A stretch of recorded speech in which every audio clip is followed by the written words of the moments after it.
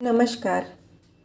आइए सुनते हैं मुंशी प्रेमचंद द्वारा लिखित उपन्यास कायाकल्प का 7वां भाग।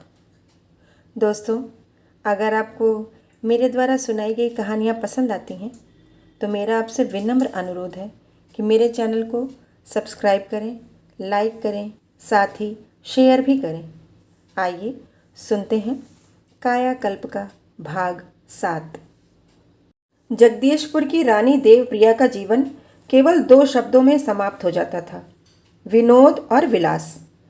इस वृद्धावस्था में भी उनकी विलास वृत्ति अणु मात्र भी कम न हुई थी। हमारी कामेंद्रियां भले ही जर्जर हो जाएं, चेष्टाएं तो वृद्ध नहीं होती। कहते हैं बुढ़ापा मरी हुई अभिलाषाओं की समाधि है, न पुराने पापों का पश्चाताप। पर रानी देवप्रिया का बुढ़ापा अतृप्त तृष्णा थी और अपूर्ण विलास आराधना। वह दान पुण्य बहुत करती थी, साल में 2-4 यज्ञ भी करा लिया करती थी। साधु संतों पर उनकी असीम श्रद्धा थी और इस धर्म निष्ठा में उनका ऐहिक स्वार्थ छिपा होता था। परलोक की उन्हें कभी भूल कर भी याद न आती थी। वह भूल गई थी कि इस जीवन के बाद भी कुछ है। उनके दान और स्नान का मुख्य उद्देश्य था शारीरिक विकारों से निवृत्ति, विलास में रत रहने की परम योग्यता।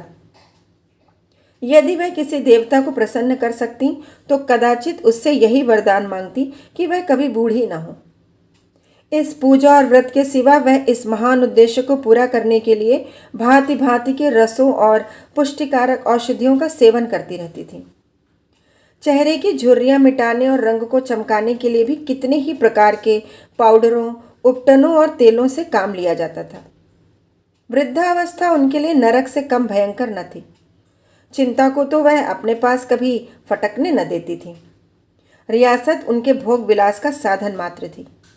प्रजा को कष्ट होता है, उन पर कैसे कैसे अत्याचार होते हैं, सूखे झूरे की विपत्ति क्यों कर उनका सर्वनाश कर देती है, इन बातों की ओर कभी उनका ध्यान न जाता था।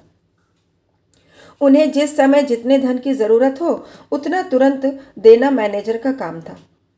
वह ऋण लेकर दें, चोरी करे या प्रजा का गला काटे, इससे उन्हें कोई प्रयोजन न था। यूं तो रानी साहब को हर प्रकार के विनोद से समान प्रेम था, चाहे वह थिएटर हो या पहलवानों का दंगल या अंग्रेजी नाच। पर उनके जीवन की सबसे आनंदमय घड़ियां वे ही होती थीं जब वह युवकों और युवतियों के साथ प्रेम क्रीड़ा करती थी। इस मंडली में बैठकर उन्हें आत्म प्रवंचना का सबसे अच्छा अवसर मिलता था। वह भूल जाती थीं कि मेरा यौवन काल बीत चुका है। अपने बुझे हुए यौवन दीप को युवाओं की प्रज्वलित स्फूर्ति की भांति सदा प्रज्वलित रखती थी। नीचों को मुंह न लगाती थी। काशी आने वाले राजकुमारों और राजकुमारियों ही से उनका सहवास रहता था। आने वालों की कमी न थी, एक न एक हमेशा ही आता रहता था। रानी की अति शिथिलता हमेशा आबाद रहती थी। उन्हें युवकों की आंखों में डूब जाने की सनक सी थी। वह चाहती थी कि मेरे सौंदर्य दीपक पर युवक पतंगे की भांति जाकर गिरे। उनकी रसमयी कल्पना प्रेम के आघात प्रत्याघात से एक विशेष स्फूर्ति का अनुभव करती थी। एक दिन ठाकुर हरसेवक सिंह मनोरमा को रानी साहब के पास ले गए। रानी उसे देखकर मोहित हो गई। तब से दिन में एक बार उससे जरूर मिलती। वह किसी कारण से न आती तो उसे बुला भेजती। उसका मधुर गाना सुनकर वह मुग्ध हो जाती थी। हरिसेवक सिंह का उद्देश्य कदाचित यही था कि यहाँ मनोरमा को रईसों और राजकुमारों को आकर्षित करने का मौका मिलेगा। भादों की अंधेरी रात थी। मूसलाधार वर्षा हो रही थी।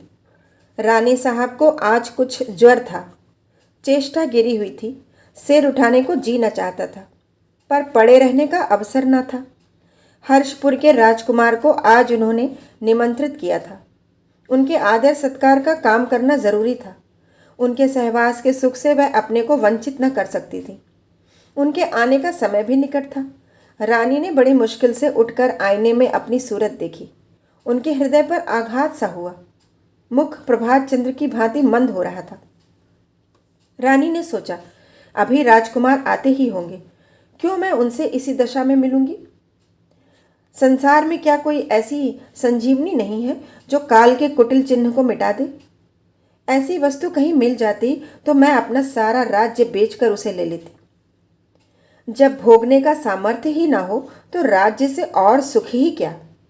हाँ, निर्दयी काल, तूने मेरा कोई प्रयत्न सफल न होने दिया। राजकुमार अब आते होंगे, मुझे तैयार हो जाना चाहिए। ज्वर है, कोई परवाह नहीं, मालूम नहीं जीवन में फिर ऐसा अवसर मिले या ना मिले। सामने मेज पर एक एल्बम रखा था। रानी ने राजकुमार का चित्र निकालकर देखा।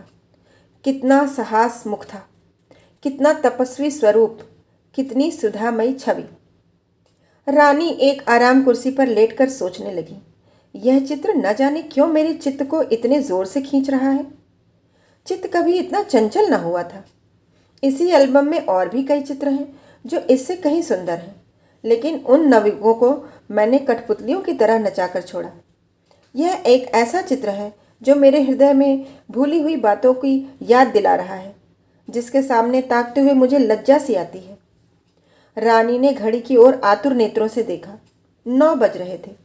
अब वह लेटी न रह सकी, संभल कर उठी। अलमारी में से एक शीशी निकाली, उसमें से कई बूंदें एक प्याली में डाली और आंखें बंद कर पी गई। इनका चमत्कारिक असर हुआ, मानो कोई कुम्हलाया फूल ताजा हो जाए, कोई सूखी पत्ती हरी हो जाए। उनके मुखमंडल पर आभा दौड़ गई, आंखों में चंचल सजीवता का विकास हो गया, शरीर में नए रक्त का प्रवाह सा होने लगा। उन्होंने फिर आईने की ओर देखा और उनके अधरों पर एक मृदुल हास्य की झलक दिखाई दी। उनके उठने की आहट पाकर लौंडी कमरे में आकर खड़ी हो गई। यह उनकी नाइन थी, गुजराती नाम था। रानी, समय बहुत थोड़ा है, जल्दी कर। गुजराती, रानियों को कैसी जल्दी, जिसे मिलना होगा वह स्वयं आएगा और बैठा रहेगा। रानी, नहीं, आज ऐसा ही अवसर है। नाइन बड़ी निपुण थी, तुरंत श्रृंगारदान खोलकर बैठ गई और रानी का श्रृंगार करने लगी, मानो कोई चित्रकार तस्वीर में रंग भर रहा हो। आधा घंटा भी न गुजरा था कि उसने रानी के केश गूंथ कर नागिन किसी लटें डाल दी। कपोलों पर एक ऐसा रंग भरा कि झुर्रियाँ गायब हो गईं और मुख पर मनोहर आभा झलकने लगी। ऐसा मालूम होने लगा मानो कोई सुंदरी युवती सोकर उठी हो। वही अलसाया हुआ अंग था, वही मतवाली आंखें। रानी ने आईने की ओर देखा और प्रसन्न होकर बोली, गुजराती, तेरे हाथ में कोई जादू है। मैं तुझे अपने साथ स्वर्ग में ले चलूँगी। वहाँ तो देवता लोग होंगे, तेरी मदद की और भी ज़रूरत होगी। गुजराती, आप कभी इनाम तो देती नहीं, बस बखान करके रह जाती हैं। रानी, अच्छा बता क्या लेगी। गुजराती, मैं लूँगी तो वही लूँगी जो कई बार मांग चुकी हूँ। रुपए पैसे लेकर मुझे क्या करना। यह एक दीवार गिर पर रखी हुई मंदन की छोटी सी मूर्ति थी। चतुर मूर्तिकार ने इस पर कुछ ऐसी कारीगरी की थी जिससे कि दिन के साथ उसका भी रंग बदलता रहता था। गुजराती, अच्छा तो न दीजिए, लेकिन फिर मुझसे कभी न पूछिएगा कि क्या लेगी। रानी, क्या मुझसे नाराज़ हो गई। वह रोशनी दिखाई दी, कुंवर साहब आ गए। मैं झूला घर में जाती हूँ, वहीं लाना। यह कहकर रानी ने फिर वही शीशी निकाली और दुगनी मात्रा में दवा पीकर झूला घर की ओर चली। यह एक विशाल भवन था, बहुत ऊंचा और इतना लंबा चौड़ा कि झूले पर बैठकर खूब पेंग ली जा सकती थी। रेशम की डोरियों में पड़ा हुआ एक पटरा छत से लटक रहा था, पर चित्रकारों ने ऐसी कारीगरी की थी कि मालूम होता था किसी वृक्ष की डाल में पड़ा हुआ है। पौधों, झाड़ियों और लताओं ने उसे यमुना तट का कुंज सा बना दिया था। कई हिरन और मोर इधर उधर विचर रहे थे। रात को उस भवन में पहुंचकर सहसा यह भान न होता था कि यह कोई भवन है। पानी का रिमझिम बरसना, ऊपर से हल्की हल्की फुहारों का पड़ना, हौज में जल पक्षियों का क्रीड़ा करना, यह सब किसी उपवन की शोभा दर्शाता था। रानी झूले की डोरी पकड़कर खड़ी हो गई और एक हिरन के बच्चे को बुलाकर उसका मुंह सहलाने लगी। सहसा कदमों की आहट हुई। रानी मेहमान का स्वागत करने के लिए द्वार पर आई, पर यह राजकुमार न थे, मनोरमा थी। रानी को कुछ निराशा तो हुई, किंतु मनोरमा भी आज के अभिनय की पात्री थी। उन्होंने उसे बुलवा भेजा था। रानी, बड़ी देर लगाई, तेरी राह देखते देखते आंखें थक गईं। मनोरमा, पानी के मारे घर से निकलने की हिम्मत ही न पड़ती थी। रानी, राजकुमार ने न जाने क्यों देर की, तब तक कोई गीत सुना। यही हौज के किनारे एक संगमरमर का चबूतरा था। दोनों जाकर उस पर बैठ गईं। रानी, क्या मैं बहुत बुरी लगती हूँ? मनोरमा, आप तो सौंदर्य की देवी मालूम होती हैं। रानी, चल झूठी, मुझसे अपना रूप बदलेगी? मनोरमा, मैं तो आपकी लौंडी की तरह भी नहीं हूँ, मुझे आपके साथ बैठते शर्म आती है। रानी, अच्छा बता, संसार में सबसे अमूल्य रत्न कौन सा है? मनोरमा, कोहिनूर हीरा होगा, और क्या? रानी, धत पगली, संसार की सबसे उत्तम देव दुर्बल वस्तु यौवन है। बता, तूने किसी से प्रेम किया है? मनोरमा, जाइए, मैं आपसे नहीं बोलती। रानी, तूने तीर मार दिया। यही बिगड़ना तो पुरुषों पर जादू का काम करता है। काश मेरे मुंह से ऐसी बातें निकलती। सच बता, तूने किसी युवक से कभी प्रेम किया है? अच्छा, आज मैं सिखा दूँ। मनोरमा, आप मुझे छेड़ेंगी तो मैं चली जाऊंगी। रानी, तो इतना चिढ़ती क्यों है? ऐसा कोई बालिका तो नहीं। देख, सबसे पहले बात है कटाक्ष करने की कला में निपुण होना। जिसे यह कला आती है वह चाहे चंद्रमुखी ना हो, फिर भी पुरुष का हृदय छीन सकती है। सौंदर्य स्वयं कुछ नहीं कर सकता, उसी तरह जैसे कोई सिपाही शस्त्रों से कुछ नहीं कर सकता जब तक वह उन्हें चलाना न जानता हो। चतुर खिलाड़ी एक बांस की छड़ी से वह काम कर सकता है जो दूसरे संगीन और बंदूक से भी नहीं कर सकते। मान ले मैं तेरा प्रेमी हूं, बता मेरी ओर कैसे ताकेगी? मनोरमा ने लज्जा से सिर झुका लिया। उसे रानी की रसिकता पर कौतूहल हो रहा था। यह कितनी ही बार यहाँ आई थी, पर रानी को कभी इतना मदमत नहीं पाया था। रानी ने उसकी ठुड्डी पकड़कर मुंह उठा दिया और बोली, पगली, इस भांति सिर झुकाने से क्या होगा? पुरुष समझेगा यह कुछ जानती ही नहीं। अच्छा, समझ ले कि तू पुरुष है। देख मैं तेरी ओर कैसे ताकती हूँ। सिर उठाकर मेरी ओर देख। कहती हूँ सिर उठा, नहीं तो मैं चुटकी काट लूँगी। हाँ, इस तरह। यह कहकर रानी ने मनोरमा को भुक्टी विलास और लोचन कटाक्ष का ऐसा कौशल सिखाया कि मनोरमा का अज्ञान मन में भी एक क्षण के लिए चंचल हो उठा। कटाक्ष में कितनी उत्तेजक शक्ति है, इसका कुछ अनुमान हो गया। रानी, तुझे कुछ मालूम हुआ? मनोरमा, मुझे तो तीर सा लगा। आप मोहिनी मंत्र जानती होंगी। रानी, तू युवक होती तो इस समय छाती पर हाथ धरे आहतों की भांति खड़ी होती। यह तो कटाक्ष हुआ। अब तुझे बताऊं कि आंखों से प्रेम की बातें कैसे की जाती हैं। मेरी ओर देख। यह कहते कहते रानी को फिर शिथिलता का अनुभव हुआ। सुधा बिंदु का प्रकाश मंद होने लगा। विकल होकर पूछा, क्यों री? देख तो मेरा मुख कुछ उतरा जाता है। मनोरमा ने चौंक कर कहा, आपको यह क्या हो गया? मुख बिल्कुल पीला पड़ गया है। क्या आप बीमार हैं? रानी, हाँ बेटी, बीमार हूँ। राजकुमार अब भी नहीं आए। तुम जाकर गुजराती से सुधा बिंदु की शीशी और प्याला मांग लो। जल्द आना, नहीं तो मैं गिर पड़ूंगी। मनोरमा दवा लाने गई तो राजकुमार इंद्र विकास सिंह को मोटर से उतरते देखा। कोई 30 वर्ष की अवस्था थी। मुख से संयम, तेज और संकल्प झलक रहा था।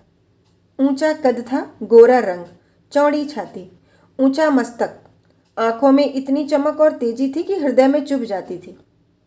वह केवल एक पीले रंग का रेशमी कुर्ता पहने हुए थे और गले में एक सफ़ेद चादर डाली हुई थी। मनोरमा ने किसी देवर्षि का एक चित्र देखा था। मालूम होता था इन्हीं को देखकर यह चित्र खींचा गया था। उनके मोटर से उतरते ही चपरासी ने सलाम किया और लाकर दीवान खाने में बैठा दिया। इधर मनोरमा ने गुजराती से शीशी ली और जाकर रानी से यह समाचार कहा। रानी चबूतरे पर लेटी थी। सुनते ही उठ बैठी और मनोरमा के हाथ से शीशी ले प्याले में बिना गिने कई बूंद निकाल पी गई। दवा ने जाते ही अपना असर दिखाया।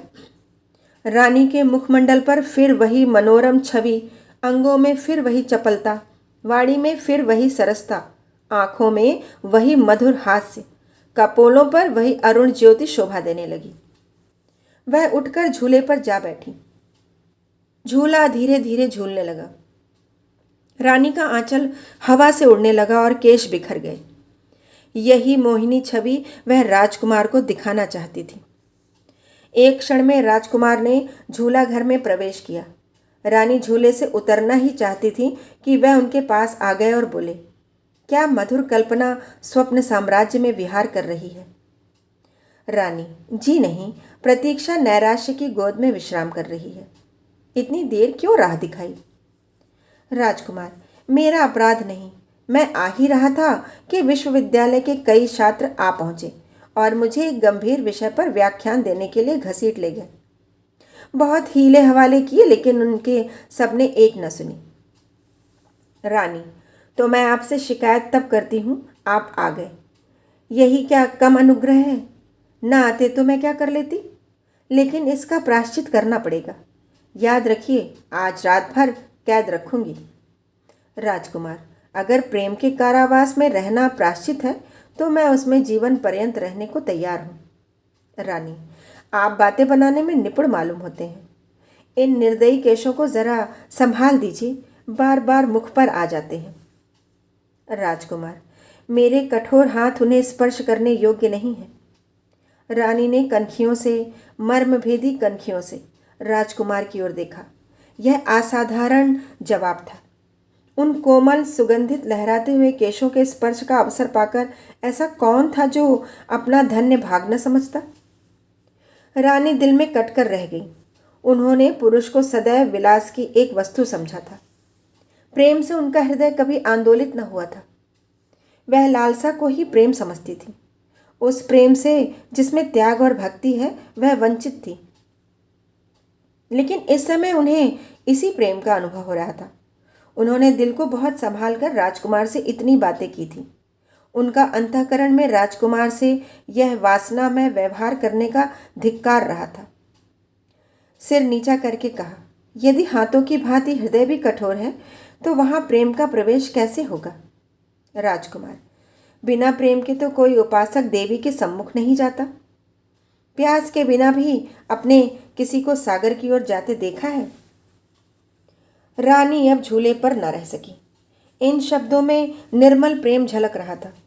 जीवन में यह पहला ही अवसर था कि देवप्रिया के कानों में ऐसे सच्चे अनुराग में डूबे हुए शब्द पड़े।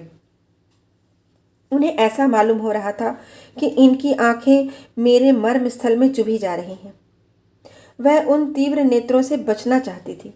झूले से उतरकर रानी ने अपने केश समेट लिए और घूंघट से माथा छिपाते हुए बोली, श्रद्धा देवताओं को भी खींच लाती है।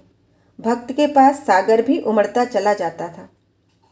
यह कहकर वह हौज के किनारे जा बैठी और फव्वारों को घुमाकर खोला तो राजकुमार पर गुलाब जल की फुहारें पड़ने लगी। उन्होंने मुस्कुराकर कहा, गुलाब से सींचा हुआ पौधा लू के झोंके न सह सकेगा, इसका ख्याल रखिएगा।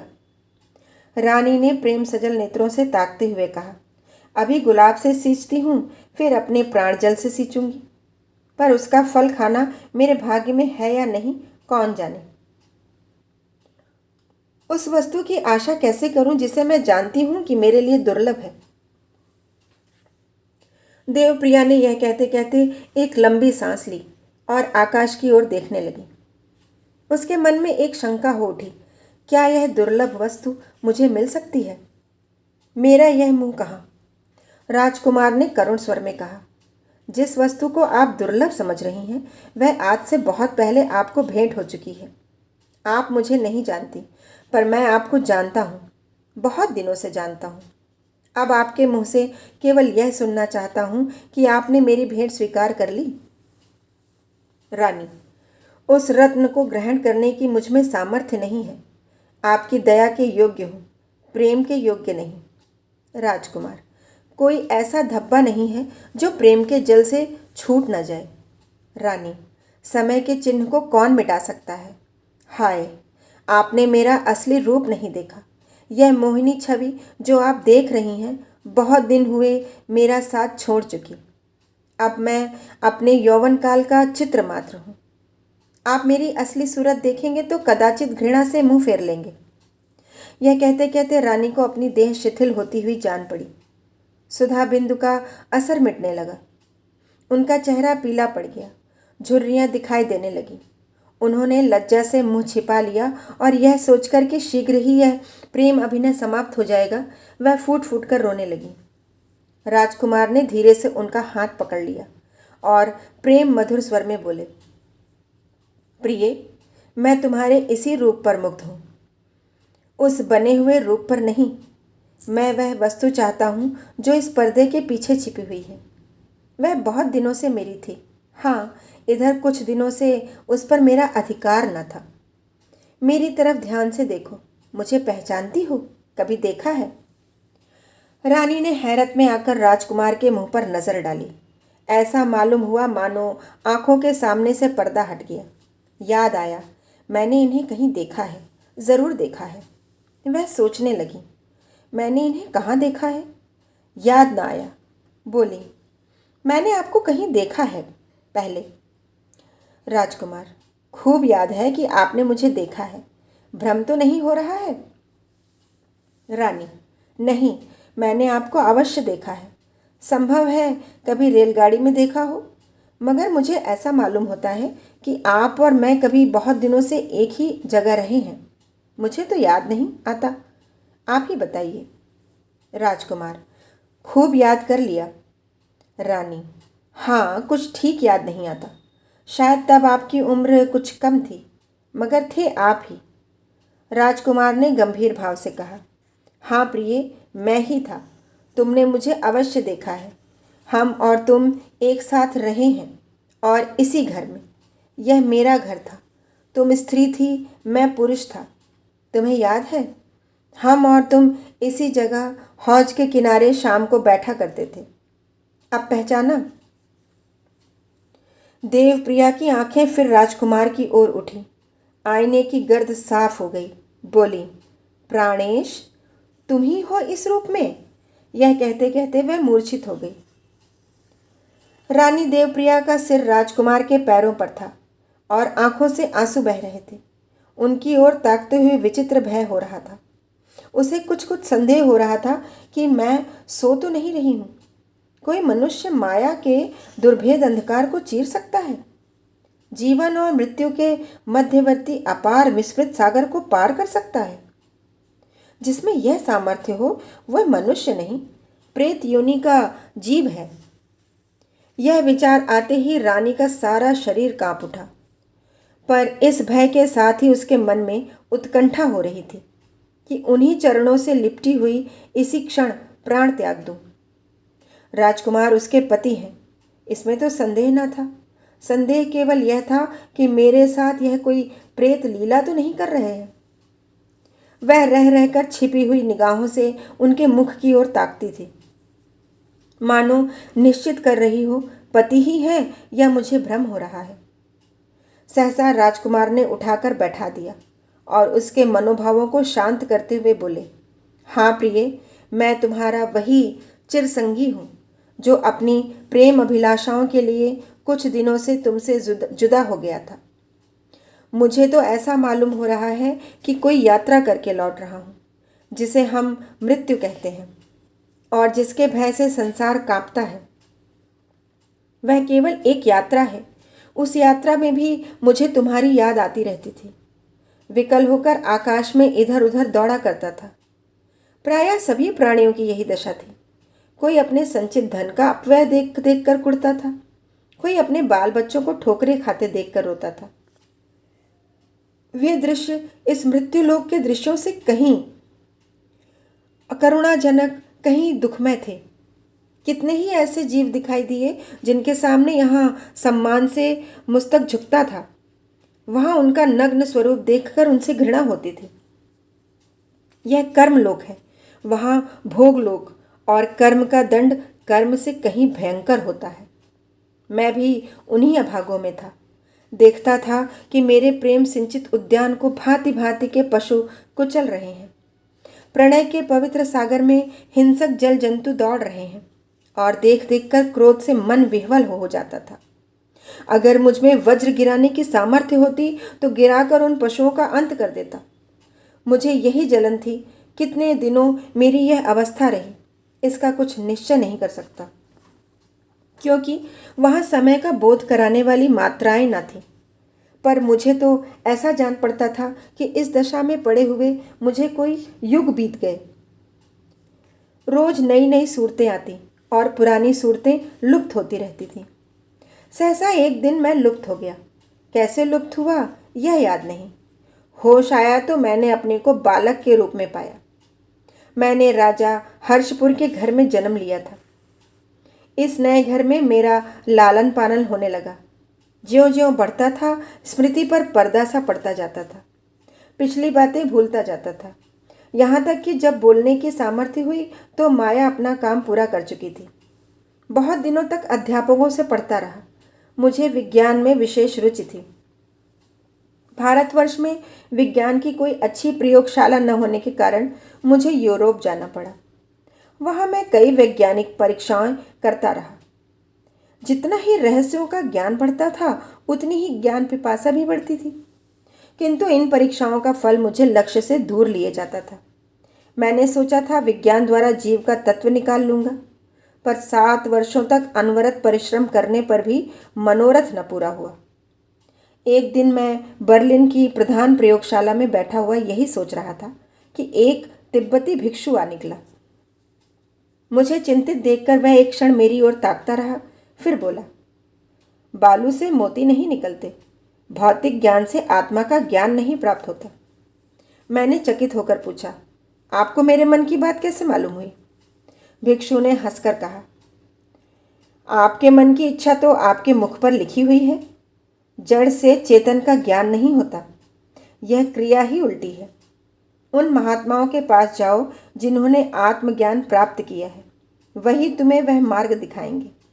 मैंने पूछा, ऐसे महात्माओं के दर्शन कहाँ होंगे?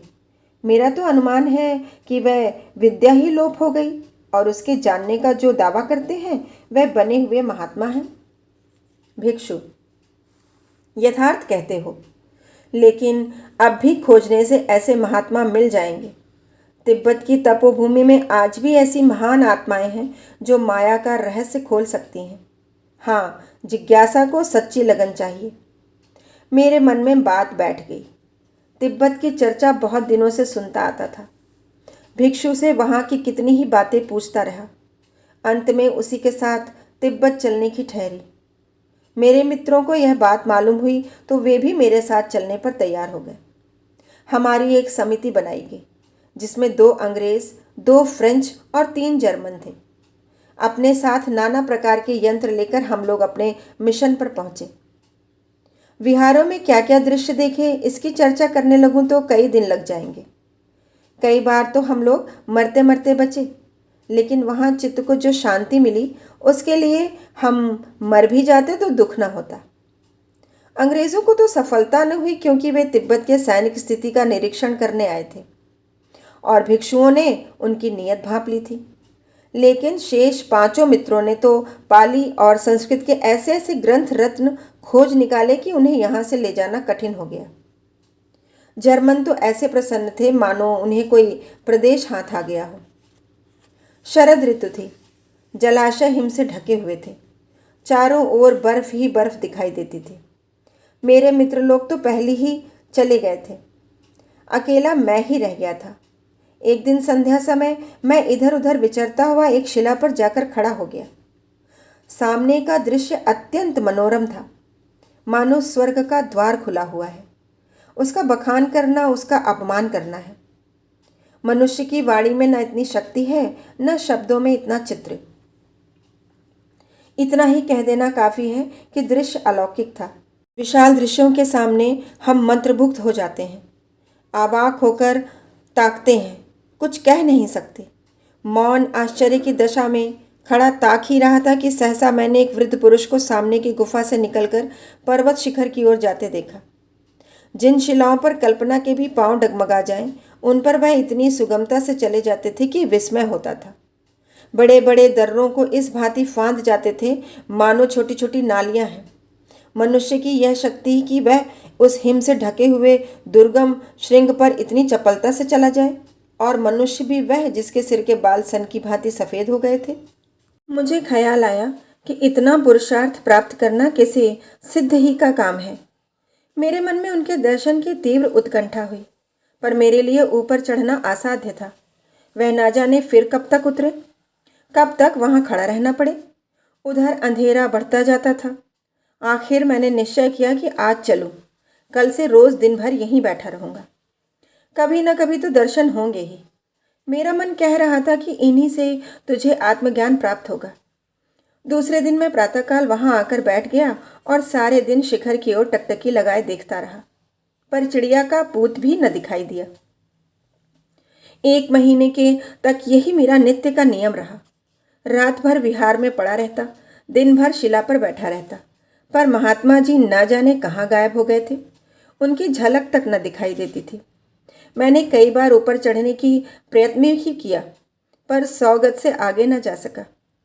कील कांटे ठोकते, शिलाओं पर रास्ता बनाते कई महीनों में शिखर पर पहुंचना संभव था, पर यह अकेले आदमी का काम न था।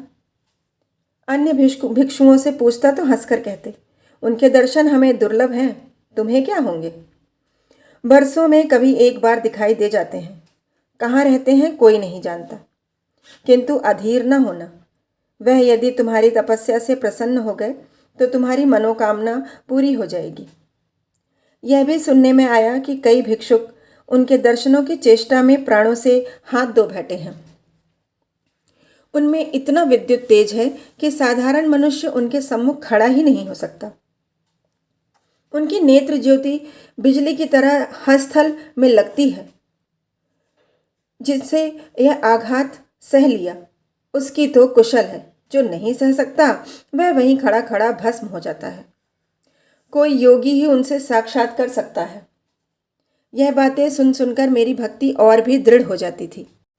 मरूं या जीऊं, पर उनके दर्शन अवश्य करूंगा। यह धारणा मन में जम गई। योग की क्रियाएं तो पहले ही करने लगा था, इसलिए मुझे विश्वास था कि मैं उनके तेज का सामना कर सकता हूँ।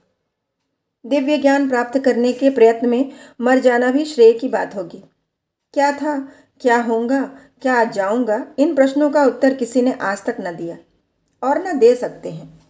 किसी को बता नहीं सकते। इस महान उद्योग में मर जाना भी मनुष्य के लिए गौरव की बात है। 1 वर्ष गुजर गया और महात्मा जी के दर्शन न हुए। न जाने कहाँ जाकर अंतर्ध्यान हो गए। वहां से न किसी को पत्र लिख सकता था, न संसार की कुछ खबर मिलती थी। कभी कभी जी ऐसा घबराता था कि चलकर अन्य सांसारिक प्राणियों की भांति जीवन का सुख भोगूं। इसमें रखा ही क्या है कि मैं क्या था और क्या होऊंगा। पहले तो यही निश्चित नहीं कि मुझे यह ज्ञान प्राप्त भी होगा, और हो भी गया तो उससे मेरा या संसार का क्या उपकार होगा। बिना इन रहस्यों को जाने भी जीवन को उच्च और पवित्र बनाया जा सकता है। वहाँ की सुरम्यता अजीर्ण हो गई। वह कामनीय प्राकृतिक छटा आंखों में खटकने लगी। विवश होकर स्वर्ग में भी रहना पड़े तो वह नरक तुल्य हो जाए। अंत में एक दिन मैंने निश्चय किया कि अब जो होना हो, इस पर्वत शृंग पर अवश्य चढ़ूंगा। यह निश्चय करके मैंने चढ़ना शुरू किया, लेकिन दिन गुजर गया और मैं 100 गज से आगे न जा सका। मेरी चढ़ाई उन विज्ञान के खोजियों की सी न थी जो सभी साधनों से लैस होते हैं। मैं अकेला था, न कोई यंत्र न मंत्र, न कोई रक्षक न प्रदर्शक। भोजन का भी ठिकाना नहीं। प्राणों पर खेलना था। करता क्या? ज्ञान के मार्ग में यंत्रों का जिक्र ही क्या। आत्मसमर्पण तो उसकी पहली क्रिया है। जानता था कि मर जाऊंगा, किंतु पड़े पड़े मरने से उद्योग करते हुए मरना अच्छा था। पहली रात मैंने एक चट्टान पर बैठकर काटी। बार बार झपकियां आती थीं, चौंक चौंक पड़ता था, पर जरा चूका और रसातल पहुंचा। इतनी कुशल थी कि गर्मी के दिन आ गए थे।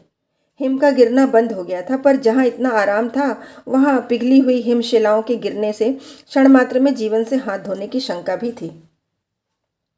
वह भयंकर निशा, वह भयंकर जंतुओं की गरज और तड़प याद करता हूँ तो आज भी रोमांच हो जाता है। बार बार पूर्व दिशा की ओर ताकता था। खैर, किसी तरह रात कटी, सवेरे फिर चला।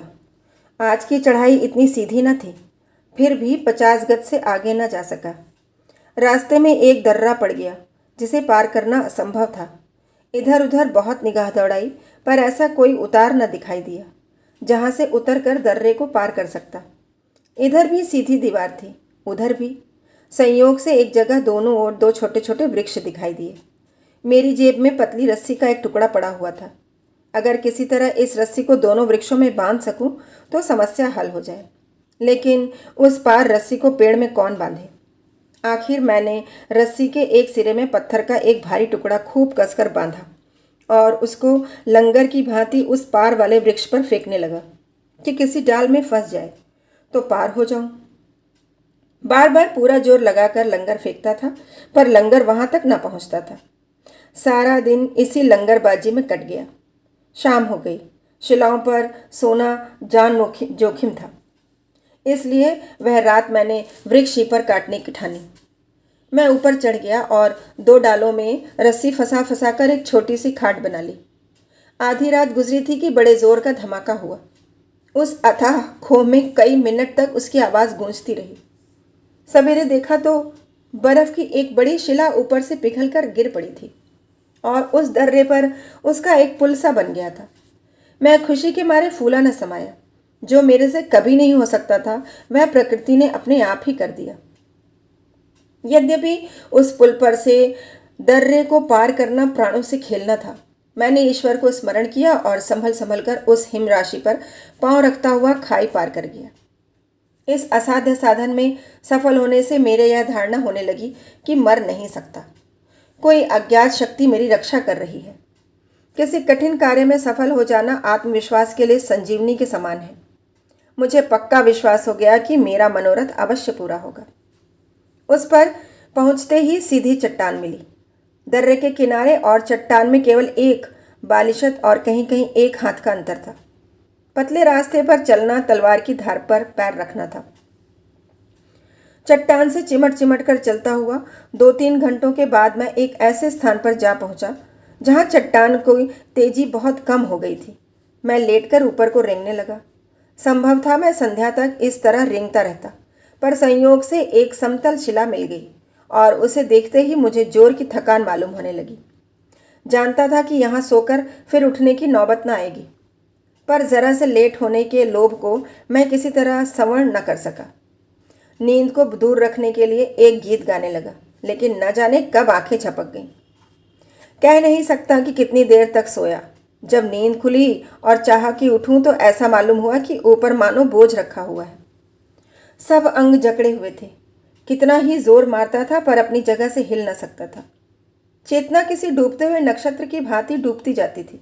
समझ गया कि जीवन से इतने दिनों तक का साथ था। पूर्व स्मृतियां चेतना की अंतिम जागृति की भांति जागृत हो गई। अपनी मूर्खता पर पछताने लगा। व्यर्थ प्राण खोए। इतना जानने ही से तो उद्धार न होगा कि पूर्व जन्म में क्या था। यह ज्ञान रखते हुए भी संसार में एक से एक ज्ञानी, एक से एक प्रणवीर, एक से एक धर्मात्मा हो गए। क्या उनका जीवन सार्थक हुआ? यही सोचते सोचते न जाने कब मेरी चेतना का अपहरण हो गया। जब मेरी आंखें खुली तो देखा कि एक छोटी सी कुटी में मृगचर्म पर कंबल ओढ़े पड़ा हुआ हूँ और एक पुरुष बैठा मेरे मुख की ओर वात्सल्य दृष्टि से देख रहा है। मैंने उन्हें पहचान लिया। यह वही महात्मा थे जिनके दर्शन के लिए मैं लालायित था। मुझे आंखें खोलते देखकर वह सदैव भाव से मुस्कुराए और बोले, हिमशैया कितनी प्रिय वस्तु है। पुष्पशैया पर तुम्हें कभी इतना सुख मिला था? मैं उठ बैठा और महात्मा के चरणों पर सिर रखकर बोला, आपके दर्शनों से जीवन सफल हो गया। आपकी दया न होती तो शायद वही मरा अंत हो जाता। महात्मा, अंत कभी किसी का नहीं होता। जीवन अनंत है। हाँ, अज्ञानवश हम ऐसा समझ लेते हैं। मुझे आपके दर्शनों की बड़ी इच्छा थी। आप में अलौकिक शक्ति है। महात्मा, इसीलिए ऐसा समझते हो कि तुमने मुझे शिलाओं पर चढ़ते देखा है? यह तो अलौकिक शक्ति नहीं है। यह तो साधारण मनुष्य भी अभ्यास से कर सकता है। आपने योग द्वारा ही यह बल प्राप्त किया होगा। महात्मा, नहीं, मैं योगी नहीं प्रयोगी हूँ। आपने डार्विन का नाम सुना होगा। पूर्व जन्म में मेरा ही नाम डार्विन था। मैंने विस्मित होकर कहा, आप ही डार्विन थे? महात्मा, हाँ, उन दिनों मैं प्राणी शास्त्र का प्रेमी था। अब प्राण शास्त्र की खोजी हूँ। सहसा मुझे अपनी देह में एक अद्भुत शक्ति का संचार होता हुआ मालूम हुआ। नाड़ी की गति तीव्र हो गई। आंखों से ज्योति की रेखाएं सी निकलने लगी। वाणी में ऐसा विकास हुआ मानो कई कली खिल गई हो। मैं फुर्ती से उठ बैठा और महात्मा जी के चरणों पर झुकने लगा, किंतु उन्होंने मुझे रोक कर कहा, तुम मुझे शिलाओं पर देखकर विस्मित हो गए, पर वह समय आ रहा है अब जब जाने वाली जाति जल, स्थल और आकाश में समान रीति से चल सकेगी। यह मेरा विश्वास है। पृथ्वी का क्षेत्र उन्हें छोटा मालूम होगा। वह पृथ्वी से अन्य पिंडों में उतनी ही सुगमता से आ जा सकेंगी जैसे एक देश से दूसरे देश में। मैं, आपको अपने पूर्व जन्म का ज्ञान योग द्वारा ही हुआ होगा। महात्मा, नहीं, मैं पहले ही कह चुका हूँ कि मैं योगी नहीं प्रयोगी हूँ। तुमने तो विज्ञान पढ़ा है, क्या तुम्हें मालूम नहीं कि संपूर्ण ब्रह्मांड विद्युत का अपार सागर है? जब हम विज्ञान द्वारा मन के गुप्त रहस्य जान सकते हैं तो क्या अपने पूर्व संस्कार न जान सकेंगे? केवल स्मृति को जगा देने ही से पूर्व जन्म का ज्ञान हो जाता है। मुझे भी वह ज्ञान प्राप्त हो सकता है। महात्मा, मुझे हो सकता है तो आपको क्यों न हो सकेगा? अभी तो आप थके हुए हैं। कुछ भोजन करके स्वस्थ हो जाइए तो मैं आपको अपनी प्रयोगशाला की सैर कराऊं। क्या आपकी प्रयोगशाला भी यही है? महात्मा, हाँ, इसी कमरे से मिली हुई है। आप क्या भोजन करना चाहते हैं? उसके लिए आप कोई चिंता न करें, आपकी जूठन मैं भी खा लूँगा। महात्मा, अभी नहीं खा सकते, अभी तुम्हारी पाचन शक्ति इतनी बलवान नहीं है। तुम जिन पदार्थों को खाद्य समझते हो उन्हें मैंने बरसों से नहीं खाया। मेरे लिए उदर को स्थूल वस्तुओं से भरना वैसा ही अवैज्ञानिक है जैसे इस वायुयान के दिनों में बैलगाड़ी पर चलना। भोजन का उद्देश्य केवल संचालन शक्ति को उत्पन्न करना है। जब वह शक्ति हमें भोजन करने की अपेक्षा नहीं कहीं आसानी से मिल सकती है तो उदर को क्यों अनावश्यक वस्तुओं से भरे? वास्तव में आने वाली जाति उदर विहीन होगी। यह कहकर उन्होंने मुझे थोड़े से फल खिलाए जिनका स्वाद आज तक याद करता हूँ। भोजन करते ही मेरी आंखें खुल सी गईं। ऐसे फल न जाने किस बाग में पैदा होते होंगे। यहाँ की विद्युतमय वायु ने पहले ही आश्चर्यजनक स्फूर्ति उत्पन्न कर दी थी। यह भोजन करके तो मुझे ऐसा मालूम होने लगा कि मैं आकाश में उड़ सकता हूँ। वह चढ़ाई जिसे मैं असाध्य समझ रहा था अब तुच्छ मालूम होती है। आज यहीं तक, कल फिर मिलेंगे अगले भाग के साथ।